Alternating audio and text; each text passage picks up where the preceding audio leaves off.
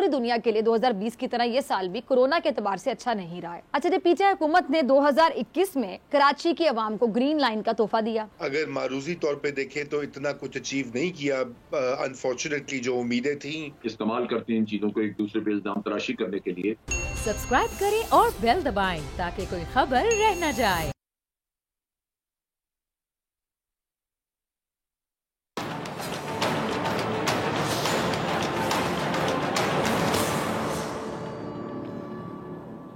अस्सलाम वालेकुम नाज़रीन, मैं हूं डॉक्टर फ़िज़ा अकबर खान और मैं हूं पाकिस्तान और आप देख रहे हैं पाकिस्तान के सबसे बड़े न्यूज़ चैनल का नंबर 1 प्रोग्राम ऐसे नहीं चलेगा। एक बड़ा अक्लमंद शख्स था, उससे पूछा गया कि ज़िंदगी में कामयाबी कैसे हासिल होती है। उसका जवाब उसने कहा कि जिसका जवाब लेने के लिए आपको आज रात का खाना मेरे पास खाना होगा। अच्छा, सब दोस्त रात को जमा हो गए। तब उस दाना ने सूप का एक बड़ा बर्तन सबके सामने ला के रखा और सूप पीने के लिए सबको एक एक मीटर लंबा चम्मच दे दिया। सबको कहा कि आप सबको अपने अपने लंबे चम्मच से सूप पीना है। अब हर शख्स ने कोशिश की, लेकिन जाहिर सी बात है ऐसा नामुमकिन था। कोई भी शख्स चम्मच से सूप नहीं पी सका। सब भूखे रहे, सब नाकाम हो गए। तो फिर उस दाना ने कहा कि मेरी तरफ देखो। उसने एक चम्मच पकड़ा, सूप लिया और चम्मच अपने सामने वाले शख्स के मुंह से लगा दिया। अब हर शख्स ने अपना अपना चम्मच पकड़ा और दूसरे को सूप पिलाने लगा। अब सबके सब बहुत खुश हो गए। सूप पीने के बाद वो दाना आदमी खड़ा हुआ और बोला कि जो शख्स जिंदगी के दस्तरख्वान पर अपना ही पेट भरने का फैसला करता है वो भूखा रहता है और भूखा ही रहेगा, और जो शख्स दूसरों को खिलाने की फिक्र करेगा वो खुद कभी भी भूखा नहीं रहेगा। देने वाला लेने वाले की निस्बत हमेशा फायदे में रहता है और हम सब की कामयाबी का रास्ता दूसरों की कामयाबी से होकर गुजरता है। अब इस कहानी को अगर प्रैक्टिकली देखा जाए, अमली तौर पर देखा जाए, तो दुरुस्त साबित करने के लिए हमारे वज़ीर-ए-आज़म इमरान खान साहब ने अपनी भरपूर कोशिशें की। आवाम को फ़ायदा पहुंचाने के लिए उन्होंने इस मकसद को अपनी सियासत की अवलीन तरजीह बनाया और वज़ीर-ए-आज़म साहब ने अवामी फलाह को लेकर इस पूरे साल में बहुत स्ट्रगल की। वो स्ट्रगल करते रहे और इस कोशिश में वो कहीं कहीं नाकाम भी नज़र आए और कहीं कहीं कामयाब भी हुए, लेकिन कोशिश करते रहे। अच्छा, आज प्रोग्राम में तहरीक-ए-इंसाफ हुकूमत की जो 2021 साल की जो कामयाबियाँ हैं और नाकामियाँ, उस पर मैं बात करूँगी, लेकिन इससे पहले मैं साल की जो मजमूई सूरत हाल है उस पर बात करना चाहूँगी। वैसे तो हर साल किसी के लिए खुशी का सबब बनता है और वही साल किसी के लिए गम का पैगाम लेकर आता है, लेकिन साल एक ही होता है। लेकिन किसी के लिए अच्छा साबित होता है, किसी के लिए बुरा साबित होता है। लेकिन अगर ओवरऑल देखा जाए तो पूरी दुनिया के लिए 2020 की तरह ये साल भी कोरोना के एतबार से अच्छा नहीं रहा है और कोरोना ने अपने जो पंजे हैं बाकायदा गाड़े रखे इस साल भी। लेकिन इसी साल वैक्सीन की आमद ने कोरोना के खतरे को काफ़ी हद तक कम भी किया। अब ये जो ओमिक्रॉन नामी वायरस है, जो वेरिएंट है नया, वो भी सर उठा रहा है, लेकिन जो तिब्बी माहिरीन हैं वो ये कह रहे हैं कि जी ये जो वायरस है वो दीगर जो इसके वेरिएंट आए थे, बाकी जो किस्म के जो कोरोना वायरस आए थे उससे कम खतरनाक है ये वाला वेरिएंट जो अभी लेटेस्ट है। अब उम्मीद वो करते हैं, कहते हैं जी कि जो 2022 है उसमें कोरोना के हवाले से बेहतरी सामने आएगी और जो वैक्सीन है वो भी मजीद अच्छा किरदार अदा करती हुई दिखाई देगी इस कोरोना को कंट्रोल करने के लिए। और मैं भी दुआ गो हूँ कि 2022 हम सब के लिए बेहतरीन साल साबित हो, पूरी इंसानियत की बका का साल साबित हो, पूरी दुनिया इस वबा से मुकम्मल छुटकारा हासिल करने में कामयाब हो जाए इंशाल्लाह। अच्छा, कुछ देर के बाद आप देखेंगे कि 12 बज जाएंगे, 2021 है वो माजी का हिस्सा बन जाएगा। नया साल 2022 है वो अपना रंग जमाना शुरू कर देगा। ये जो नया साल है, हमेशा की तरह जब भी नया साल आता है नई उम्मीदें लेकर आता है, खुशियाँ मुसरतें उसका बाइस बन जाएगा इंशाल्लाह। उम्मीद यही की जाती है साल के आगाज़ पे। मेरी और मेरी टीम की जानिब से आप सबको नए साल की पेशगी मुबारकबाद और मैं दुआ गो हूँ कि अल्लाह पाक इस नए साल को हम सब के लिए रहमतों और बरकतों वाला साल बनाए, आमीन। और जहाँ जहाँ मुसलमानों पर जुल्म हो रहा है वहाँ वहाँ जालिम इबरत का निशान बन जाए। अब जैसा कि मैंने कोरोना की बात की तो तहरीक-ए-इंसाफ हुकूमत की जो परफॉर्मेंस उसका जायजा लेना शुरू करते हैं। अच्छा, जब पीछे हुकूमत ने 2021 में कोरोना का अक्लमंदी से मुकाबला किया और बर वक्त कह लें भरपूर इकदामात के ज़रिए से लोगों को इस बीमारी के साथ साथ भूख से भी बचाने की कोशिश की। और ये बड़ी मुश्किल सिचुएशन होती है कि लोग भूखे भी ना मरें, रोज़गार भी मुतासिर ना हो और लोगों के कारोबार भी बंद ना हो, चूल्हे भी चलते रहें और कोरोना को भी कंट्रोल किया जाए। और यहाँ पे हुकूमत को क्रेडिट जाता है, बड़ी अच्छी स्ट्रैटेजी, बड़ी अच्छी हिकमत अमली कोरोना को लेकर। और हमारे यहाँ जिस चीज़ की तलब बढ़ती है आपको पता है वो माफियाज और ज़ख़ीरा अंदोज़ जानबूझकर शॉर्ट कर देते हैं, लेकिन वफाकी हुकूमत ने अपनी निगरानी में ये जो वैक्सीन वाला मामला ये रखा और आज हर कोई वैक्सीन लगाकर इस वबा से महफूज होता चला जा रहा है। अच्छा, ये कोरोना पर हुकूमत ने जो स्ट्रैटेजी बनाई अपनाई उस पर ऑपोजिशन आपको याद होगा खुलकर तनकीद की, बहुत तनकीद की। लॉकडाउन ना करने पर हुकूमत को तनकीद का निशाना बनाया, क्योंकि प्राइम मिनिस्टर साहब की ये सोच थी, उनका ये मानना था कि अगर मुकम्मल लॉकडाउन किया गया तो कोरोना से ज़्यादा लोग भूख से मर जाएंगे। और मुकम्मल की बजाय उन्होंने एक स्मार्ट और ये माइक्रो जो लॉकडाउन है उस टर्म को मुतारिफ करवाया, ऐसी इस्लाहात मुतारिफ करवाई जिसे फिर दुनिया भर में सराहा गया। अच्छा, कोरोना से लड़ने की जो स्ट्रैटेजी है पाकिस्तान से सीखने की बातें तक की गई और ये क्रेडिट जाता है पीटीआई की हुकूमत को, और ये बिलाशुबा हुकूमत की एक कामयाबी नहीं बल्कि बड़ी कामयाबी थी। अच्छा, फिर इसी तरह जो विलेंट्री मंसूबा है जिसकी इमरान खान साहब के मुखालिफिन ने इस पर भी खुलकर मुखालफत की और इस मंसूबे को क्या कहा था जी, करप्शन का गढ़ तक करार दे दिया था। लेकिन इस मंसूबे को लेकर जो सारी कह लें कि क्या सराहियाँ हैं, सारे शकूक व शुबात हैं, वो उस वक्त दम तोड़ गए जब इसी साल आलमी सतह पर प्राइम मिनिस्टर साहब के इस मंसूबे को भरपूर अंदाज में सराहा गया। और जो दीगर तरक्की याफ्ता जो ममालिक हैं उन्होंने भी इमरान खान साहब के इस मंसूबे को अपनाने के अज़म का इजहार किया। आपको याद होगा खुद बरतानिया के जो वज़ीर आज़म बोरिस जॉनसन, उन्होंने अक़वाम मुत्तहिदा की जनरल असम्बली में खिताब के दौरान ये कहा था कि इमरान खान साहब की ये जो माहौलियाती आलूदगी के खिलाफ काविशें हैं, कोशिशें हैं, ये काबिल तारीफ़ हैं। और बरतानिया भी माहौल की बेहतरी के लिए वो कह रहे थे जी शजरकारी करेगा। अब सऊदी अरब ने भी आपको याद होगा कि पाकिस्तान को देखते हुए 10 बिलियन ट्री मंसूबे का ऐलान कर दिया। अब इसी तरह भारत की पाकिस्तान के खिलाफ जो 5th जनरेशन वॉर है, घिनौना हथकंडा ही है ना, साजिश है, उसको भी पाकिस्तान ने दुनिया के सामने एक्सपोज किया, भारत का सही चेहरा दुनिया को दिखाया। ये घिनौना चेहरा है भारत का, बेनकाब किया। और भारत किस तरह से इसराइल से मिलकर पाकिस्तान की और हमारे प्राइम मिनिस्टर इमरान खान साहब की जासूसी कराता रहा। विफाकी हुकूमत ने भारत को उन तमाम मामलात पर दुनिया के सामने सबूतों के साथ एक्सपोज किया, ना सिर्फ एक्सपोज किया, सबूतों के साथ एक्सपोज किया। अच्छा, आलमी सतह पर जो तहरीक इंसाफ को इस साल बड़ी कामयाबी मिली वो क्या थी? वो ये थी कि जी पाकिस्तान ने अफगानिस्तान से भारत के दहशतगर्दी कैंपों का पत्ता ही काट डाला और अफगानिस्तान में जो स्ट्रैटेजिक डेप्थ है वो हासिल की और अफगानिस्तान की सरजमीन से पाकिस्तान के खिलाफ दहशतगर्दी की जो भारतीय कार्रवाइयाँ हैं उस पर इस तरह फुल स्टॉप भी लगा दिया और अफगानिस्तान में अमन कायम करने में भी पाकिस्तान ने एक अहम किरदार अदा किया है। अच्छा, सियासी मैदान में अगर देखें तो पीडीएम जमातें पूरा जोर लगाने के बावजूद हुकूमत का कुछ बिगाड़ नहीं सकी। कभी इस्तीफों का शोर, कभी इन हाउस तब्दीली का शोर, कभी लॉन्ग मार्च के नाम से डराने की कोशिशें बाकायदा, मगर हुआ क्या? हुकूमत वहीं की वहीं रही, कुछ भी नहीं हुआ। खुद पीडीएम में फूट पड़ गई, बल्कि टूट फूट गई।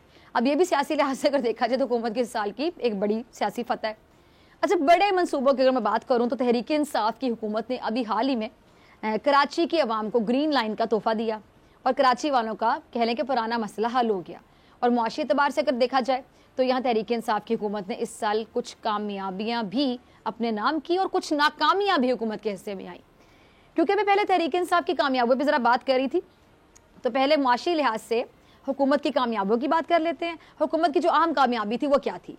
वो ये कि जिसने इस साल अगस्त के महीने में रिकॉर्ड तोड़ जो तरसीलात ज़र वो हासिल की और जो इस बात का सबूत था कि जी बैरून मुल्क मुकीम जो पाकिस्तानी है वो इमरान खान साहब पे बहुत ज़्यादा भरोसा करते हैं, एतबार करते हैं, एतमाद करते हैं और ओवरसीज़ पाकिस्तानियों ने अगस्त में $2 अरब से ज़ायद की रकम भिजवाई।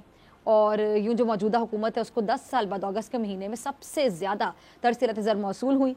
अब इस तरह इस साल हुकूमत ने कह लें कि रिकॉर्ड टैक्स की वसूली की जो इससे पहले कभी भी नहीं हुई। अच्छा नाज़रीन, और भी हुकूमत की बहुत सी कामयाबियाँ होंगी, लेकिन वक्त की किल्लत के बाइस मैं और कामयाबियों पर बात नहीं कर सकती। अब वो मामलात जिन्हें हुकूमत बेहतर नहीं बना सकी उनका जिक्र करते हैं, यानी मसाइल।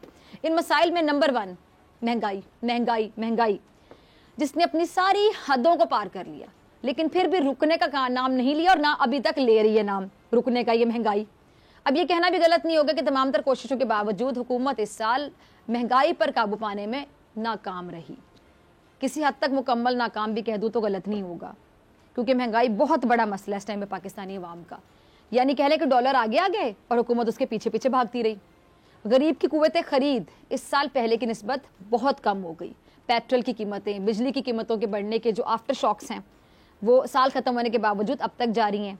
अच्छा, हमने इस साल ये भी देखा कि हुकूमत को एक के बाद एक बहरानों का सामना करना पड़ा। जैसे कि पहले आटा गायब हो गया, चीनी दस्तयाब होने लगी, फिर चीनी गायब हो गई, फिर चीनी दस्तयाब होने लगी तो गैस की किल्लत पैदा हो गई। अब जो बहरान इस साल पैदा हुए वो यकीनी तौर पर हुकूमत की नाकामी तस्वर होंगे ना।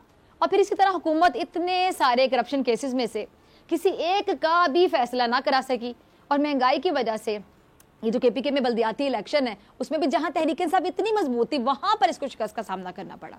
और इस साल होने वाले ज्यादातर जो ज़िमनी इलेक्शन है उसमें भी तहरीक इंसाफ को शिकस्त का ही सामना करना पड़ा।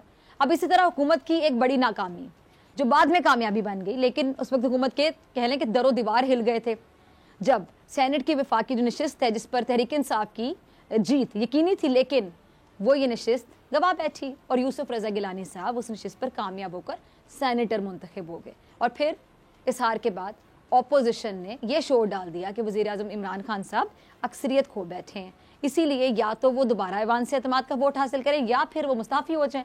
लेकिन इससे पहले कि ऐवान ये जो अपोजिशन है ये खुद वज़ीर आज़म साहब के खिलाफ अदम एतमाद की तहरीक लाती, वज़ीर आज़म साहब ने खुद ही ऐवान में एतमाद का वोट लेने का फैसला कर लिया, जिसमें वज़ीर आज़म साहब को एतमाद का वोट लेने में कामयाबी मिली और तहरीक इंसाफ की हुकूमत कह लें कि एक बड़े ख़तरे से बाहर आ गई।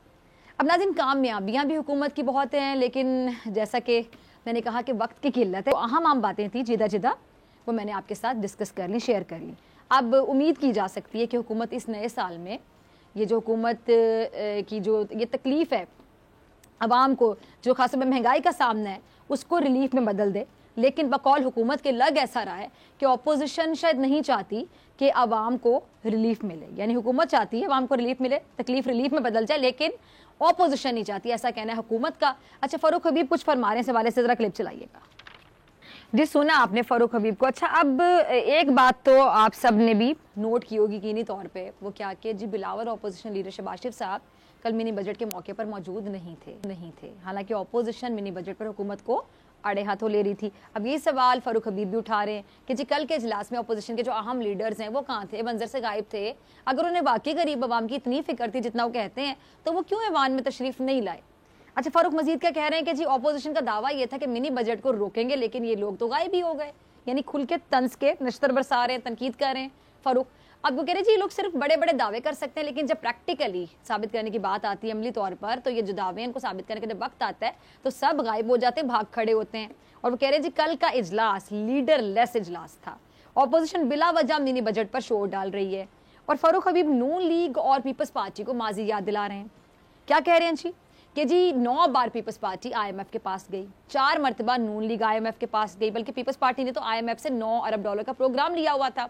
अब हुकूमत कल के इजलास में शहबाज और बिलावल के ना होने पर ऑपोजिशन को खरी सुना रही है, लेकिन कल इजलास में हस्बे मामूल ऐवान में हाथापाई के वाकयात भी हुए, और इसकी जितनी मैं मजम्मत करूं उतनी कम है।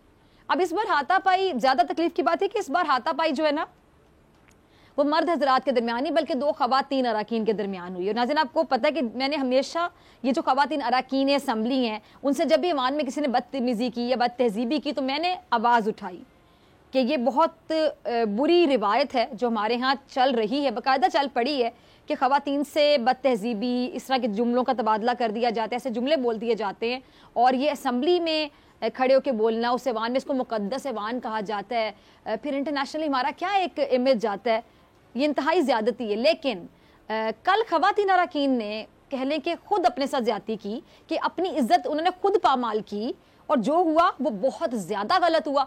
अगर ख़वातीन एक दूसरे का एहतराम नहीं करेंगी तो फिर क्या बनेगा? ये क्या मैसेज दिया? इख्तिलाफात हो सकते हैं, एक दूसरे के खिलाफ तल्ख जुमलों का इस्तेमाल हो सकता है, लेकिन ये कौन सी जमहूरियत है जहाँ पर थप्पड़ बरसाए जाएं? जहाँ फ़ारूक हबीब ने दूध और शहद की नहरों की जो बात कर रहे थे, वहीं पे ख्वाजा आसिफ साहब ने हुकूमत को इसी बात का ताना दिया है कि हुकूमत तो कहती थी कि वो दूध और शहद की बाकायदा नहरें बहा देगी, लेकिन वो कह रहे हैं सब झूठ बोला गया, समझ आ गई है। देखिए ज़रा क्या कह रहे हैं ख्वाजा साहब, सुना आपने। ख्वाजा आसिफ साहब कह रहे हैं कि जी हुकूमत वो ऑर्डिनेंस बहाल कर रही है जो ख़त्म हो चुके थे, जो आइन के खिलाफ हैं, और इल्ज़ाम भी लगा रहे हैं ख्वाजा साहब कि हुकूमत स्टेट बैंक का कंट्रोल IMF को दे रही है। और ख्वाजा आसिफ साहब ने हुकूमत को नसीहत की है कि पाकिस्तान को मत बेचें, पाकिस्तान पर रहम करें। 3 साल से दवाई, गंदम और चीनी वालों को लूट मार की इजाज़त दी गई है। 22 करोड़ आवाम की आवाज़ उठा रहा हूँ, मेरी आवाज़ बंद मत करें, दरख्वास्त करता हूँ मेरी आवाज़ बंद मत करें। अच्छा, ख्वाजा साहब भी हुकूमत को माजी याद कराते हुए कहते हैं कि आप लोग तो 2018 में कहते थे कि आप यहाँ दूध और शहद की नहरें बहा देंगे, आप $200 अरब बाहर से लेकर आएंगे। ये इस हुकूमत की नाकामी है जो सिर्फ पिछले 3.5 झूठ बोलती रही है। अच्छा, जहाँ ख्वाजा आसिफ साहब हुकूमत में बाकायदा खुलकर गरजे बरसे, वहीं पे असद उमर साहब भी ऑपोजिशन को खरी सुना रहे हैं। जरा सुनिएगा क्या कहते हैं असद उमर साहब।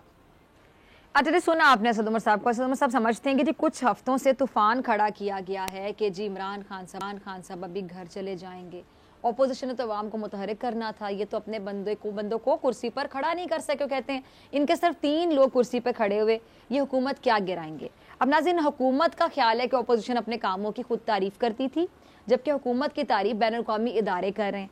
अब एक तरफ एक दूसरे पर मुल्क डुबोने के इल्ज़ाम लगाए जा रहे हैं और वहीं पे किसकी डील हो गई, किसकी डील होने वाली है, इस पर भी जो हमारे रहबर हैं वो बड़े अंदाजे लगा रहे हैं। सबसे पहले एहसन इकबाल साहब का ज़रा क्लिप चलाइएगा, ज़रा सुन लें। बाकायदा बता रहे हैं कि नवाज शरीफ साहब इलाज करा के किसी भी वक्त वतन वापस आ सकते हैं। अल्लाह करे वापस आ जाए, हम तो दुआ गो हैं, इंशाल्लाह वापस आ जाए, आमीन। उनको आना भी चाहिए जी। चलाइएगा ज़रा जी। सुना आपने एहसन इकबाल साहब को। बेसिकली ना नून लीग तासुर क्या देना चाहती है, ज़रा सुनिएगा। तासुर देना चाहते हैं कि जी मियाँ साहब की बात बन गई है, हुकूमत इससे बाकायदा खौफजदा है।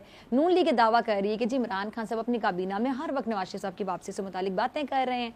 अब दूसरी जानिब हुकूमत इस तासुर को ज़ायल करने की कोशिश में है कि वो नवाज शरीफ की वापसी से बिल्कुल भी घबराई हुई नहीं है, बल्कि वो तो चाहती है कि किसी भी तरह नवाज शरीफ साहब वापस आ जाए। और इस हवाले से शेख रशीद साहब ने अभी हाल ही में क्या कहा था, आपको याद होगा कि नवाज शरीफ साहब वापस आना चाहें तो आ सकते हैं, और वापस आने की सूरत में उन्हें शेख रशीद साहब टिकट की भी ऑफर कर रहे थे कि उनको मुफ्त टिकट भी वो देंगे।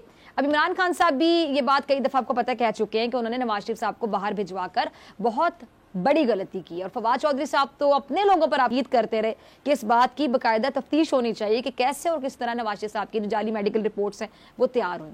अब नून लीग का ख्याल ये है कि हुकूमत ऊपर से बयानबाजी कर रही है, लेकिन अंदर से नवाज शरीफ साहब की वापसी की खबर सुनकर बहुत घबराई हुई है। जबकि रहमान मलिक साहब ये कहते हैं कि अभी नवाज शरीफ साहब के वापस आने में देर है। अब कितनी देर है देखते हैं। चलाइएगा जरा मलिक साहब का क्लिप। सुना आपने रहमान मलिक साहब को। रहमान मलिक साहब इस बात पर रोशनी डाल रहे हैं कि किसकी डील होगी, किसकी नहीं होगी। और रहमान मलिक साहब जरदारी साहब की भी आम शख्सियत से मुलाकातों का बाकायदा जिक्र कर रहे हैं, जिससे क्या तासुर दिया जा रहा है कि शायद पीपल्स पार्टी डील की गेम में सबसे आगे है। और शायद इसका अंदाज़ा किसी हद तक ख्वाजा साद रफीक साहब को हो चुका है। क्या फरमा रहे हैं वो ज़रा चलाइएगा। जैसे कहते हैं कि ज़रूरत ईजाद की माँ है, उसी तरह सियासत के अंदर ज़रूरत मुखालिफों की हिमायत की मोहताज भी होती है। खैर, आने वाला जो सियासी मंजरनामा है वो हमें नए साल में मालूम हो जाएगा, और उम्मीद की जा सकती है कि नए साल में ये जो रहबर हैं इनके रवैये भी नए हो जाएं, तब्दील हो जाएं, बेहतर हो जाएं, या एटलीस्ट थोड़े से तब्दील हो जाएं। जैसे चल रहा है वैसे ना चले, क्योंकि ऐसे नहीं चलेगा। इनको खुद को तब्दील करना होगा, खुद को बदलेंगे फिर बदलेगा पाकिस्तान। मिलते हैं ब्रेक के बाद।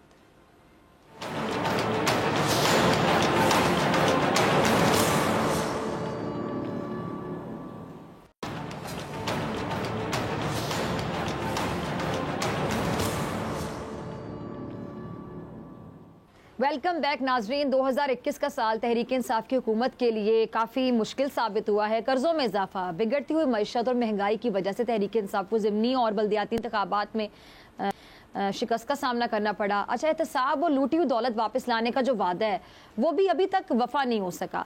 अच्छा, अगर माफियाज की मैं बात करूं तो 2021 में आटे और चीनी के बहरान से ऐसा लगा कि इमरान खान साहब माफियाज को शिकस्त देने में नाकाम रहे। अच्छा, तब्दीली सरकार की कुछ नेक नामियाँ भी हैं जो उसके हिस्से में आती हैं, जैसे कि कोरोना वायरस। जब इस सूरत हाल का सामना करना पड़ा सारी दुनिया को, तो कोरोना वायरस की सूरत हाल पर बेहतर अंदाज में काबू पाया गया। फिर एहसास प्रोग्राम और हेल्थ कार्ड भी हुकूमत की मेरे ख्याल से कामयाबियों में आता है और हुकूमत को क्रेडिट देना चाहिए। इसके अलावा जो एक्सपोर्ट्स और इसमें इजाफा, फिर टेक्सटाइल में, IT की मसनूआत में बेहतरी, ये भी हुकूमत को क्रेडिट जाता है।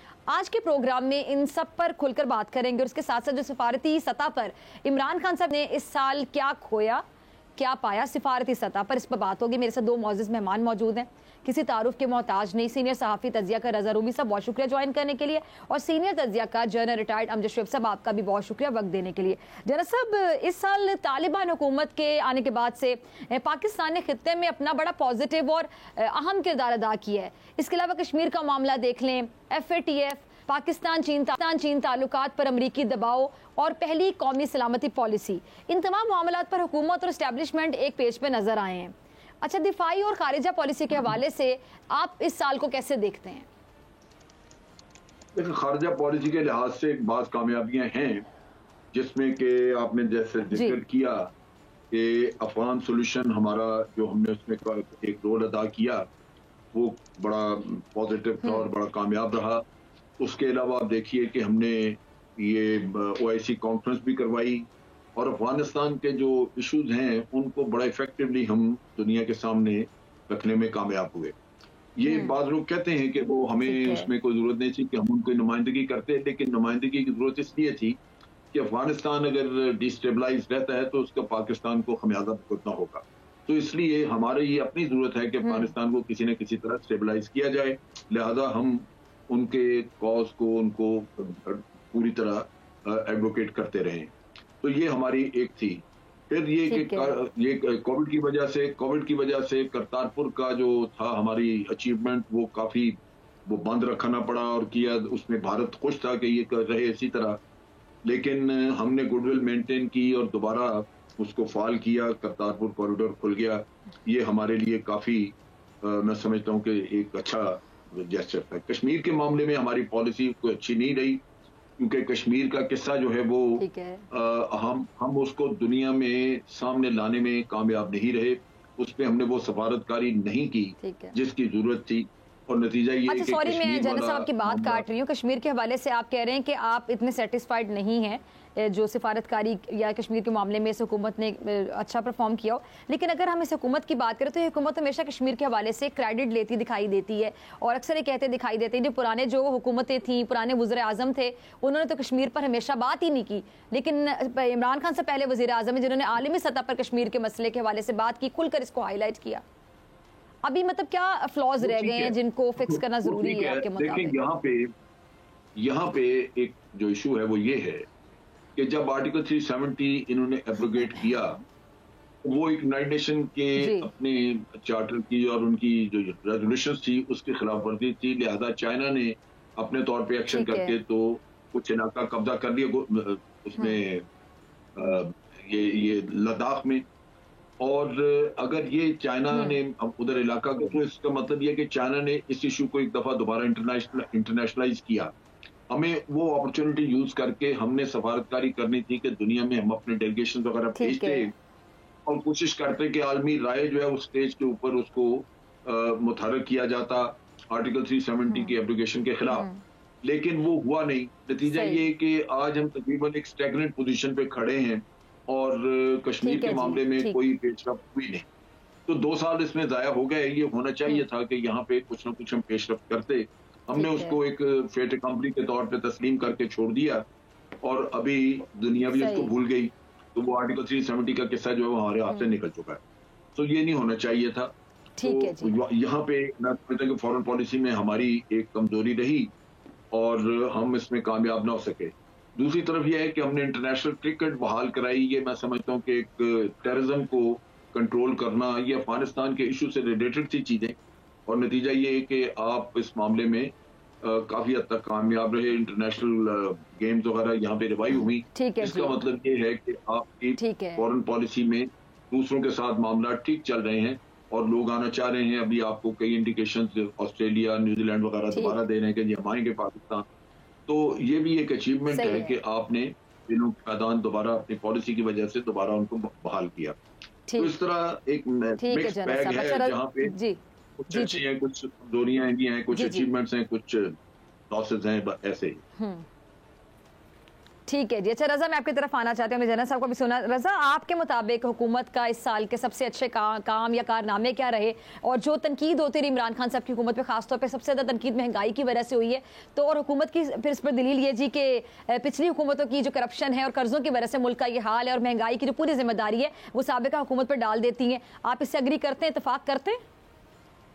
देखिए, पहले तो आपने कारनामों का जिक्र किया। देखिए, वो तो कारनामे तो बड़े कम हैं और जाहिर बात है अगर आप हुकूमत की स्पिन डॉक्टरिंग पे जाएं तो फिर तो बहुत कुछ किया है। अगर मारूजी तौर पे देखें तो इतना कुछ अचीव नहीं किया। अनफॉर्चुनेटली जो उम्मीदें थी लोगों को, ख़ुसूसन पीटीआई के जो बड़े शदीद किस्म के सपोर्टर्स भी थे, वो भी मायूस हुए हैं। आपने जिक्र किया अपने इब्तदाइये में सेहत कार्ड का अच्छा एक उन्होंने ये इंट्रोड्यूस करवाया है। उसके ऊपर भी बहुत सारे सवालात भी हैं। उसकी जो इम्प्लीमेंटेशन है उसके मसाइल भी सामने आएंगे। कुछ लोगों का ये कहना है कि प्राइवेट सेक्टर को फ़ायदा दिया जा रहा है। बहरहाल एहसास प्रोग्राम को वसी किया गया और कोविड के दौरान जिस तरह से गवर्नमेंट की जो पॉलिसीज़ हैं वो उन्होंने NCOC जो प्लेटफॉर्म बनाया हुआ है, जो फोरम बनाया हुआ है, उनकी कारकर्दगी काफ़ी अच्छी रही है। वैक्सीनेशन रेट्स भी हाई हैं, बहुत सारे और तरक्की पजीर ममालिक से हम आगे हैं। कुछ उसमें फ़ायदा तो ये है कि हमें बहुत सारी सपोर्ट भी मिली है, चाइना से भी मिली है और ममालिक से भी मिली है, लेकिन कुछ ये कि इस तरह का हाई लेवल फोरम जो होता है, जिसकी डेली मॉनिटरिंग करते हैं, तो उन्होंने एक बहुत बड़ी वबा से पाकिस्तानियों को बड़ी हद तक प्रोटेक्ट किया है। तो उस सिलसिले में तो बिल्कुल उनको क्रेडिट मिलना चाहिए, लेकिन असल बात यह है कि अवाम जो है, आम आदमी जो है, उसके लिए 2 या 3 अहम फैक्टर्स होते हैं। आपके भी इल्म में ही है। पहली तो चीज ये है कि उनकी महंगाई का क्या आलम है पाकिस्तान में इस वक्त, इस खित्ते में और जिससे अवाम बराह रास्त मुतासिर होते हैं। बिल्कुल। तो इसमें यहाँ पे महंगाई की जो एवरेज शरह है वो 11.5% है, और जो खुद ये हुकूमती आदादोशुमार हैं और सेंसिटिव प्राइस इंडेक्स, यानी कि वो अशिया जो कि रोज़मर्रा की ज़रूरत की होती हैं, जो कि हर कोई कहता है, वो 20% तक उनकी कीमतें बढ़ी हैं। ये सरकारी तौर पर। आप मार्केट में जाएं तो वो भी 30%, 40%। दवाइयों की कीमतें देखें तो इस पे लोगों को बहुत ज़्यादा बोझ पड़ा, ख़ुसूसन फिक्स सैलरी वाले लोग और जो गरीब तबका है हमारा, वो उनकी ज़िंदगी बड़ी मुश्किल हुई है। दूसरी चीज़ होती है रोज़गार। रोज़गार तब फलता फूलता है जब आपके यहाँ सरमायाकारी हो, नए कारखाने लगे, बिजनेस एक्सपैंड हो। यहाँ पे शरह तरक्की जो है वो सुकड़ी है 2018 ऑनवर्ड्स। अभी कुछ इस साल बेहतर हुई है, लेकिन सरमायाकारी उस तरह से नहीं हो रही। और अगर आप देखें आदादोशुमार, तो जो फी कस आमदनी होती है, जिसे अंग्रेजी में जीडीपी पर कैपिटा कहते हैं, कौमी लेवल पर, वो तो 40% कम हुई है पिछले 3 साल में, और इस साल भी उसमें थोड़ी सी कमी वो हुई है। पहले 2 सालों में ज्यादा हुई है कोविड के दौरान, उससे पहले भी साल में भी। तो आम आदमी का जो इस वक्त है मसला बड़ा संगीन है। रोजगार हो, चाहे महंगाई हो, चाहे माशी जो तकलीफ हो, और अनफॉर्चुनेटली गवर्नमेंट के पास इस वक्त कोई चारा भी नहीं है।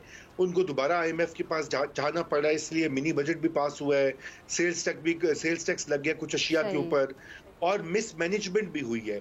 देखिए इस साल फिर से सेक्रेटरी फाइनेंस को बदला गया। इसी तरह आपने देखा कि 7 चेयरमैन FBR के बदले गए 3 साल में, 3 मुशीर खजाना आए हैं। अब ये इससे आपकी कोई पॉलिसी में ना वो इस्तेकाम नहीं आता। तो ये मैनेजमेंट के भी मसाइल होते हैं, और जो आप देखा विरसे में बिल्कुल। और इससे ये भी होता है कि मैं अक्सर कहती हूँ कि जिसको तब्दील किया जाता है और जो आता है, जो आने वाला होता है, वो भी कॉन्फिडेंट नहीं रहता। उसको भी शायद ये होता है कि मेरे पास ये कुर्सी कब तक है, मुझे कब तब्दील कर दिया जाएगा। बिल्कुल बिल्कुल। खुसूसन अफसरान जो होते हैं, सेक्रेटरी फाइनेंस, वो आएगा, वो क्या इंटरेस्ट लेगा, उसको पता होगा जी मुझे तो 2-3 महीने बाद फारिग कर दिया जाएगा।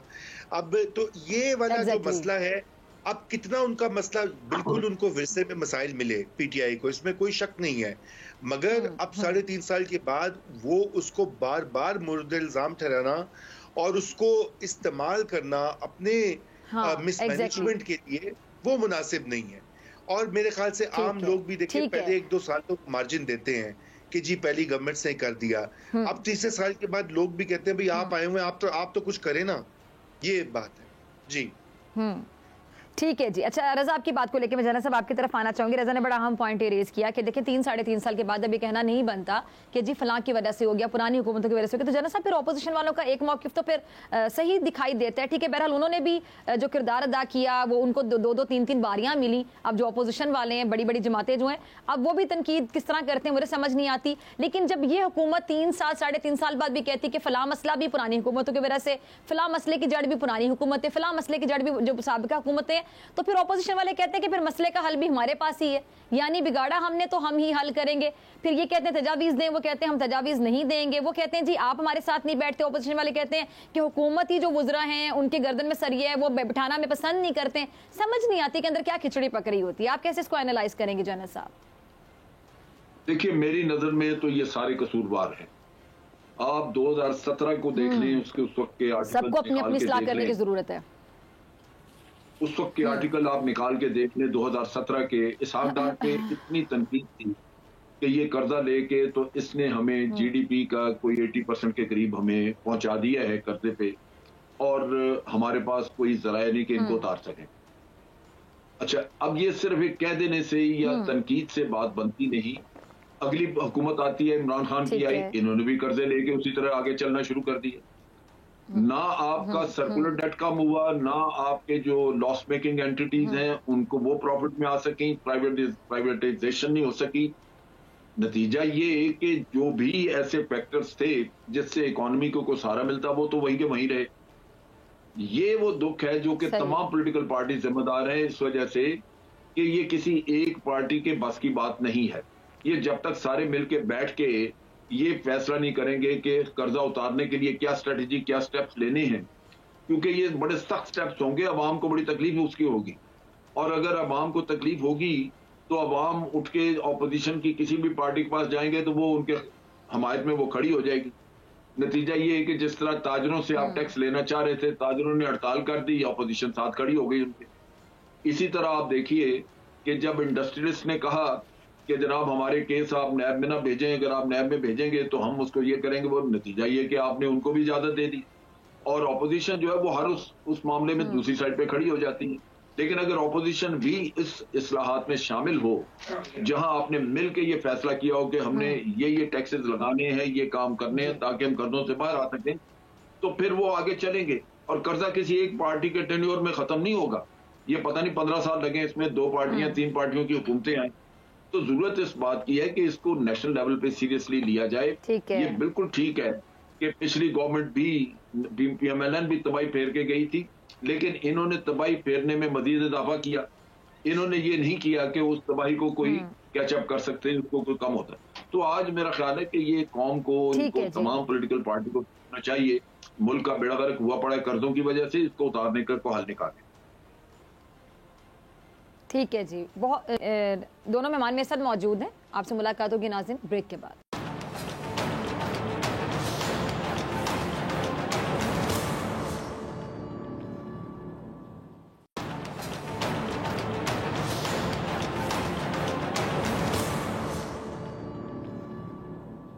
वेलकम बैक नाजरीन। रजा रूमी साहब और जनरल अमजद शरीफ साहब मेरे साथ मौजूद हैं। जनरल साहब आप ब्रेक से पहले बात कर रहे थे, रजा मैं आपकी तरफ आना चाहूंगी। जनरल साहब ने कहा कि सबको इस्लाह की जरूरत है, हुकूमत को भी, ऑपोजिशन को भी। अच्छा, ऑपोजिशन की अगर मैं बात करूं खासतौर पे रजा, तो आपको क्या लगता है कि ऑपोजिशन की जो जमातें हैं वो हकीकी ऑपोजिशन का किरदार वाकई अदा कर पाई हैं इस पूरे साल में? और PDM का जो मुस्तकबिल है वो आप कैसा देख रहे हैं? दावे तो बहुत ज्यादा किए जाते हैं लेकिन अमली इक़दामात ना होने के बराबर दिखाई देते हैं। और खासतौर पर नवाज शरीफ साहब की वापसी की खबरें जो हैं, आपको लगता है कि वो वापस आएंगे और ये हुकूमत के खिलाफ वाकई वो एक लॉन्ग मार्च होगा जिसका बार बार सुनने में आता है और पता नहीं प्लान हुए जा रहा है लेकिन हो नहीं रहा? जी, आपने तो बहुत सारे सवालात जोड़ लिए। पहले तो ये आपने PDM की बात की। देखें, PDM तो पहले टूट चुकी है, वो तो इंतशार का शिकार थी। वो बड़ी बुलंगो बांग दावों के साथ स्टार्ट हुई, फिर हमने देखा कुछ ही महीने में आपस में लड़ पड़े, अपने अपने उनके मफादात मुख्तलिफ थे। और अब भी सूरत हाल ये है कि एक तरफ मौलाना फजलुर रहमान और नवाज शरीफ हैं और दूसरी साइड पर PPP है, और कभी वो साथ होते हैं कभी वो नहीं होते। और इसलिए अपोजिशन ने अनफॉर्चुनेटली वो रोल अदा नहीं किया जो एक हकीकी, जैसे आपने लफ्ज इस्तेमाल की, अपोजिशन का होता है। ये जो बड़े बड़े मसाइल हैं, अवाम की महंगाई के मसाइल हैं, दीगर मसाइल हैं, इसकी वजह कि अपोजिशन को कोई नहीं रोकता कि वो कौमी असम्बली का इजलास रिक्वेजिशन करें। उनके पास नंबर्स हैं, वो इजलास बुला के कानून भी पेश कर सकते हैं, रेजोल्यूशन भी पेश कर सकते हैं, वो जवाबदेही कर सकते हैं। उसमें वो नहीं हुआ। और दूसरी बात है कि उनका अब सारी जो चीज़ रही है जिसमें वो बिजी रहे हैं, वो ये रहे कि उनकी कोई डील हो जाए इस्टेब्लिशमेंट से, ताकि वो इमरान खान को निकाल के खुद पावर में आ जाएं। जो अभी भी मामला चल रहा है, जो सारे र्यूमर्स इस वक्त मीडिया में, अखबारात में आपने देखा होगा। दूसरी जानिब जहां आपने नवाज शरीफ की बात की, देखिए नवाज शरीफ जो हैं वो बिल्कुल आएंगे वापस, और उसकी वजह आने की ये है कि जो ही इलेक्शंस की तरफ मुल्क जाता है, वो 2022 में जाता है या 2023 में जाता है, वो आखिर उनकी जमात तो है यहाँ पर, और वो पॉपुलर जमात है, बड़ी जमात है। ज़िमनी इंतखाबात अगर आप देखें 13 में से 12 PMLN ने जीते हैं, और इसी तरह आप कैंटोनमेंट बोर्ड्स के जो लोकल इलेक्शंस होते हैं उसमें भी उनकी कारकर्दगी रही है। उधर KP में जो है फजलुर रहमान साहब की पार्टी को बड़ी सीट्स मिली हैं, आगे फर्स्ट पोजीशन पे हो रहे हैं लोकल बल्दियाती इंतखाबात में, तो उनके लिए माहौल साजगार है, उनका कॉन्फिडेंस तो ऊपर है। लेकिन असल जो बड़ा सवाल इस वक्त ये है कि क्या ऑपोजिशन के पास भी कोई प्लान है पाकिस्तान को इन मुश्किलात से निकालने का? क्या वो आके IMF का प्रोग्राम बंद कर देंगे? बिल्कुल भी नहीं। वो भी IMF और के वो पास महंगाई जाएंगे। कैसे कम कर देंगे? जैसे कहते नहीं महंगाई सिर्फ कैसे इमरान खान करेंगे? साहब की वजह से है, PTI की वजह से। जी, तो मंशूर कोई पार्टीज के पास कोई प्लान नहीं है। इस वक्त बड़ा सीरियस मसला जो मैं समझता हूँ पाकिस्तान को दरपेश है, वो ये है कि आप पॉलिटिकल पार्टीज हों या सो कॉल्ड टेक्नोक्रेट्स की गवर्नमेंट हो। ये टेक्नोक्रेट्स जो है ये तो 1960 की दहाई से ये जो पॉलिसीज होती हैं आलमी ममालियाती इदारों की, उसी पर इम्प्लीमेंट करते हैं। वो एक जनरल अयूब के ज़माने में हार्वर्ड एडवाइजरी ग्रुप होता था, वो एक ब्यूरोक्रेट थे शुएब साहब, और वो लाए गए हार्वर्ड के इकोनॉमिस्ट लाए गए, उनको लाके बिठाया गया। उनकी भी यही जो फॉर्मूला होता था। बाद में हफीज शेख साहब हर गवर्नमेंट में रहे हैं, शौकत तरीन साहब भी पहले रहे गवर्नमेंट में, अभी IMF का ही जो एक थे उनके ओहदेदार, उनको स्टेट बैंक पे लगा दिया गया है। तो हम जकड़े हुए हैं इसके ऊपर, कोई मुतबादिल थिंकिंग नहीं है। और वो थिंकिंग पैदा करना होता है, वो पॉलिटिकल पार्टी का काम होता है, वो सिविल सोसाइटी का काम होता है, वो यूनिवर्सिटीज का काम होता है। और इस वक्त वो उभर के नहीं सामने आ रहे, और ये बड़ा एक ट्रेजेडी है। क्योंकि देखिए, मैंने जैसे पहले अर्ज किया, अवाम के लिए सबसे बड़ा मसला माशी मसला है, बदहाली है, महंगाई है, रोजगार है। वो किसके पास प्लान है? PMLN ये दावा करती है कि उनके पास एक्सपीरियंस है, उनके पास टीम कुछ कदरे बेहतर है, लेकिन उनके पास भी वो भी जो इस वक्त सूरत हाल है, वो भी कुछ हासिल नहीं कर पाएंगे। ये अब ठीक होने में, ये जो मईशत को ठीक होने में 2 या 3 साल कम से कम लगेंगे। उससे पहले यानी जो भी आएगा अगले इलेक्शन में उसके लिए चैलेंज ही होगा। ठीक है, ये बड़ा चैलेंज होगा। जना साहब आपकी तरफ आ रही हूँ। जना साहब, जो पीपल्स पार्टी के PDM से अलहदा होने के बाद कुछ जमातों ने एस्टैब्लिशमेंट पे बाकायदा इल्जाम की बुछाड़ शुरू कर दी थी कि जी पता नहीं उन्होंने पीपल्स पार्टी से शायद कोई डील कर ली है, ताकि जो पीपल्स पार्टी है वो डील के थ्रू PDM से अलहदा होगी, ताकि इमरान खान साहब की हुकूमत के खिलाफ कोई मजबूत इत्तेहाद ना बन पाए। कि बात पर एस्टैब्लिशमेंट पर जो तनकीद के नश्तर बसाने शुरू कर दिए जाते हैं, मतलब हर मसला जो होता है इस मुल्क में तो फौरन नाम ले लिया जाता है, ये तो एस्टैब्लिशमेंट की वजह से हो गया, ये तो एस्टैब्लिशमेंट दरमियान में आ गई, ये तो डील हो गई, ये हो गया, वो हो गया। ये सिलसिला कब तक जारी रहेगा? ये बड़ा आसान है ये कह देना, इससे जान छूट जाती है बाकी चीजों पे, और पॉलिटिकल पार्टीज इस्तेमाल करती हैं, साबित नहीं ना करना पड़ता। पॉलिटिकल पार्टीज तजवीज ये इसी तरह वो करती हैं, इस्तेमाल करती हैं इन चीजों को एक दूसरे पे इल्जाम तराशी करने के लिए।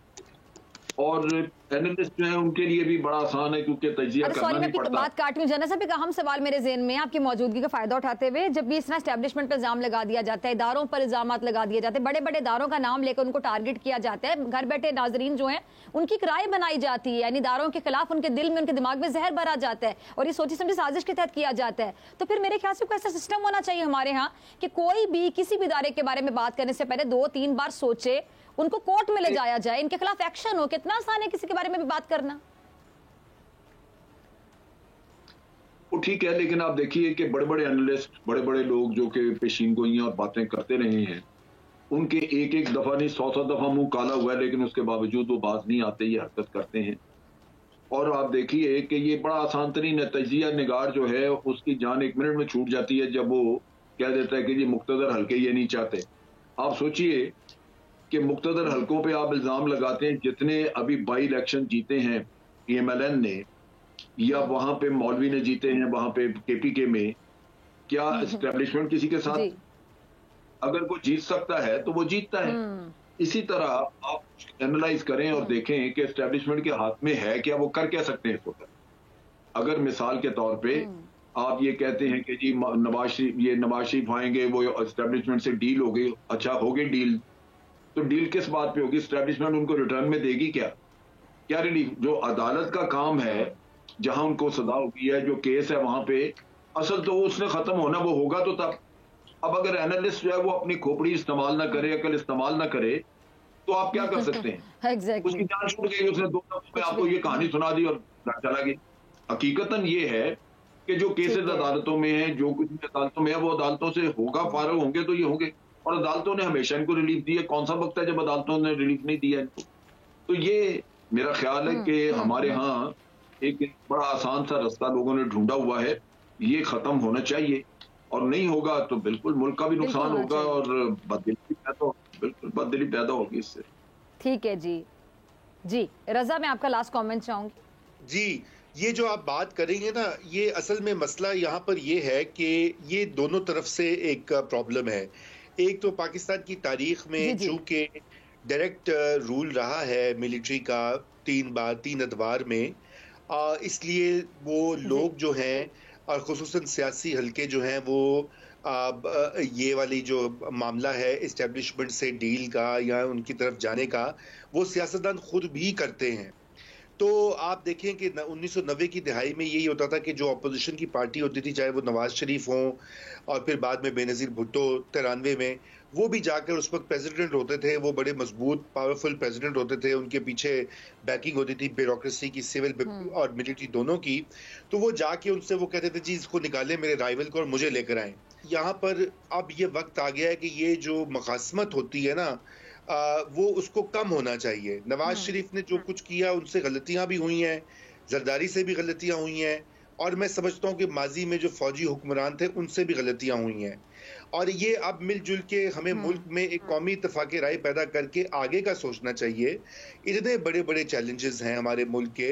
आप देखें मईशत का चैलेंज ऑलरेडी बात होगी, क्लाइमेट चेंज, माहौलियाती तब्दीली, वो सबसे बड़ा चैलेंज है। ये सारी चीजें यहीं पे धरी की धरी रह जाएंगी कि अगर हमने उसकी तैयारी ना भी की। और आबादी का मसला है, पानी का मसला है, रोजगार का मसला है। तो मैं समझता हूँ कि इसके लिए कौमी एक जिसे कहते हैं ना रिकंसिलिएशन होनी चाहिए इदारों की। अदलिया भी उसमें शामिल है, अदलिया के भी बड़ा कंट्रोवर्शियल रोल रहा है माजी में। लेकिन ये जब तक ये मिल के बैठ के एक डायलॉग नहीं करते तो मुल्क को आगे बढ़ाने का रास्ता नहीं मिलेगा। और इसके लिए दोबारा से मेरे ख्याल से अब वक्त आ गया कि रूल्स ऑफ द गेम मुतय्यन किए जाएं और सारे जो फरीकैन है पावर गेम के वो इस बात पे इत्तेफाक करें कि हमने मुल्क को आगे लेके बढ़ना है, साउथ कोरिया, चीन और मुल्कों की तरह जहां पे तरक्की हुई है। जी ठीक है जी, बहुत मेहमानों को। इसी के साथ डॉक्टर फिज़ा अकबर खान को दीजिए इजाजत। आपसे मुलाकात होगी इंशाल्लाह पीर के रोज, सेम टाइम सेम चैनल। की जिंदगी ने वफा की दुआ में याद रखेगा, अपना बहुत ख्याल रखेगा। अल्लाह ने के बाद।